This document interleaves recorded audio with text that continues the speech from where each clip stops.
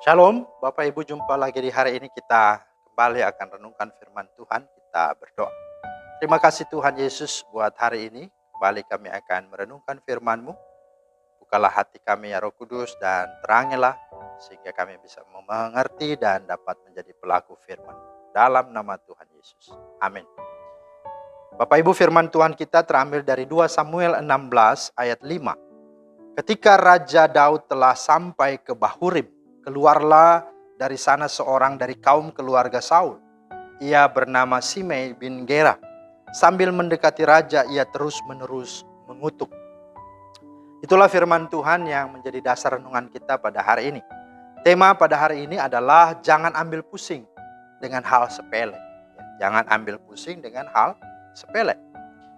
Nah, Bapak Ibu, suatu kali Daud dalam masa pelarian dari kejaran Absalom, anaknya yang pada waktu itu hendak memberontak karena hendak mengkudeta Daud, ayahnya, dari kerajaan Israel. Tanpa diduga-duga, dia dilempari batu dan mendapat cercaan pedas dari Simei, salah seorang kerabat keluarga Saul. Ayat 5b berkata, sambil mendekati raja, ia terus-menerus mengutuk. Ya tentu, maksud di sini Raja Daud.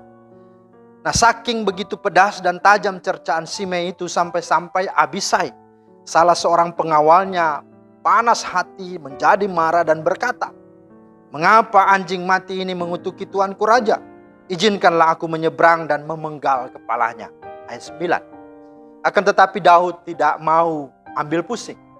Ia menegur Abisai dan kemudian melanjutkan perjalanan mereka. Ayat 10 sampai 11.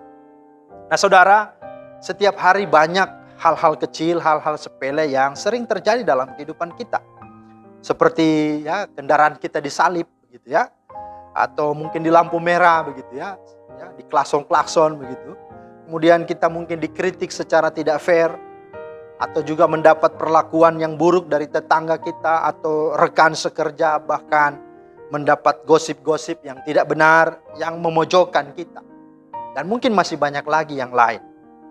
Tetapi belajarlah dari Raja Daud. Jangan pusingkan hal-hal kecil itu. Sebab hal itu akan membebani hati dan pikiran kita. Ingatlah bahwa hidup ini indah. Karena itu sayangilah hidup ini. Sayangilah waktu dan tenaga kita. Mari nikmati hidup ini. Dengan menyerahkan semuanya kepada Tuhan.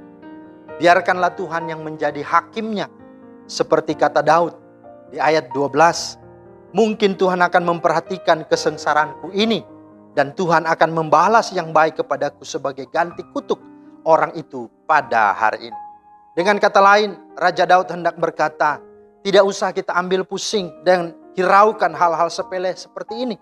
Siapa tahu dengan kita tidak menanggapi dan tidak membalas kejahatan dengan kejahatan, apa yang diperbuat orang lain seperti Simei, justru membuat Tuhan bisa memakai dan mengubahkan cercaan dan kutukan orang lain seperti Simei ini menjadi sebuah kebaikan, menjadi sebuah berkat bagi hidup kita. Seperti itu kata Daud, ya. Nah, saudara, maka dengan segala hal-hal yang terjadi di setiap kehidupan kita, hal-hal kecil, hal-hal sepele, mari janganlah kita pusingkan hal-hal sepele itu. Perlu sekali-kali kita memakai ungkapan umum yang sering kita dengar. Biarkanlah anjing menggonggong, tetapi kafilah jalan terus atau berlalu, gitu ya. Kadang kita perlu cuek, alias tidak ambil pusing dengan sikap dan kelakuan buruk orang lain. Atau keadaan-keadaan buruk yang menimpa dan yang terjadi dalam hidup kita. Yang adalah sepele.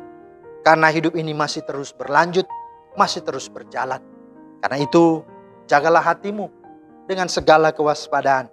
Karena dari situlah terpancar kehidupan. Jangan ambil pusing dengan hal sepele. Tetapi melangkahlah terus bersama dengan Tuhan. Tuhan Yesus memeteraikan firman-Nya dan memberkati kita semua. Amin.